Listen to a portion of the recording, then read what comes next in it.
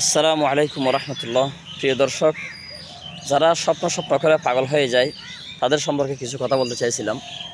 ইসলামে স্বপ্নের কোনো এতেবার নেই, কোনো গ্রহণযোগ্যতা নেই। স্বপ্ন দেখলেই যে বাস্তবায়ন করতে হবে এরকম কোনো কথা নেই। আর নবীদের স্বপ্ন আর সাধারণ মানুষের স্বপ্ন বেশ কম আছে। নবীদের স্বপ্ন হচ্ছে শরীয়ত, নবীদের স্বপ্ন এটা বাস্তবায়ন করতে হবে, এটা ভিন্ন কথা। সাধারণ মানুষ যে অনেকে বলে যে আমি স্বপ্ন দেখছি অমুক জায়গায় মাজার করতে হবে, প্রতি রাতে আমি ঘুমাতে পারতেছি না, মানে কি একটা অবস্থা! এটা তো বন্ডামি, এটা তো শয়তান দেখাচ্ছে। এটা খেয়ালাত, এটা হচ্ছে কি খেয়ালাত, কল্পনা। এগুলো কোনো বাস্তবায়ন করতে পারবে না, এগুলো কোনো বাস্তবায়ন করা যাবে না। এটা কোনো ইসলামের স্বপ্নে কোনো বা এই কি নেই, এতেবার নেই, গ্রহণযোগ্যতা নেই। এরকম কেউ যদি দেখে যে বর্তমানে যে ওয়াইফ আছে এটাকে তালাক দিয়ে দিতে হবে, তো এটাকে বাস্তবায়ন করবে? তো এটা তো আজাইরে স্বপ্ন। ইসলামের স্বপ্নে কোনো কি নেই, দখল নেই, ইসলামের কোনো স্বপ্নে কোনো স্থান নেই।